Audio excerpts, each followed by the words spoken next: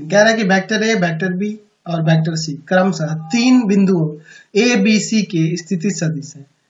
बिंदु P रेखाखंड AB को 2:1 के अनुपात में अंतर विभाजित करता है और Q है ना, Q जो है BC को 3:2 में बहिर्विभाजित करता है। तो हमें यह दिखाना है। तो अगर हम लोग बिंदु P और Q का पहले स्थिति सदिश निकालें तो ये हम प्रूव कर सकते हैं। ठीक है, तो चूंकि आपके पास दिया है कि बिंदु ABC का स्थिति सदिश किस तरह देंगे, वेक्टर OA बराबर में वेक्टर A, वेक्टर OB बराबर में वेक्टर B और वेक्टर OC बराबर में वेक्टर C, ये दिया हुआ है।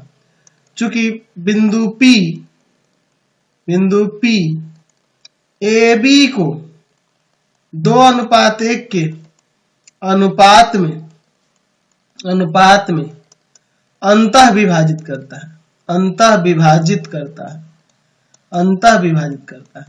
तो अगर मैं वेक्टर OP की बात करूंगा तो वह हो जाएगा m इंटू में B का position vector plus n into में A का पोजीशन वेक्टर और बटा में m प्लस n, नहीं ना हो जाएगा।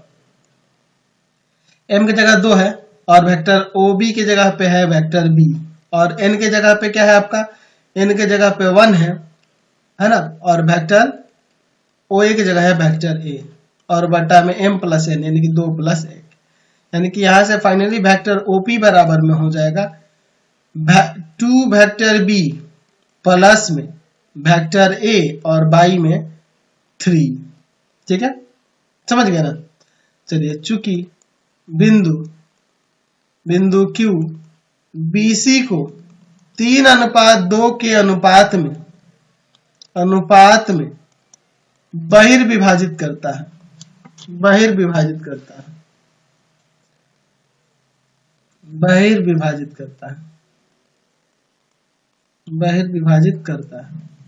रूप से विभाजित करता है। तो यहां से वेक्टर OQ बराबर में लिख सकते हैं,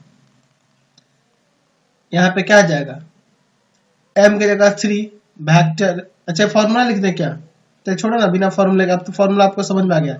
C का स्थिति सदिश माइनस n इंटू में आपके दूसरा बिंदु जो B था, B का स्थिति सदिश और बटा में A माइनस B, यानी कि वेक्टर OQ बराबर में आ जाएगा 3 वेक्टर C और माइनस का 2 वेक्टर B। नीचे तो 1 आएगा, लिखने की जरूरत नहीं है। अच्छा, मैं 3 PQ वेक्टर का मान बताना है, तो 3 वेक्टर PQ की बात करेंगे तो 3 इंटू में क्या हो जाएगा, OQ वेक्टर में से यानी Q के स्थिति सदिश में से P का स्थिति सदिश घटा देंगे। 3 ब्रैकेट के अंदर OQ, वेक्टर OQ की बात करें तो वह 3 वेक्टर C और माइनस का 2 वेक्टर B होगा, माइनस वेक्टर OP की बात करें तो यहाँ पर हो जाएगा आपका 2 वेक्टर B प्लस का वेक्टर A बटा में 3। अब अंदर एलसीएम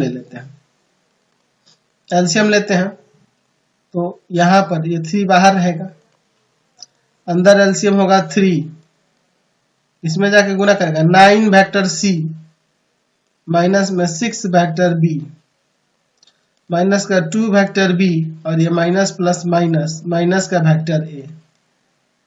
ठीक है, माइनस का वेक्टर A, तो ये और ये कट जाएगा ना आपका, तो इसे सॉल्व कर दो। तो यहाँ से 3 वेक्टर PQ बराबर में हो जाएगा माइनस का वेक्टर A माइनस का 8 वेक्टर B और प्लस का 9 वेक्टर C। यही ना हमें प्रूव करके दिखाना था, हमने दिखा दिया। चलते हैं अब अगले क्वेश्चन पे। चलिए अगला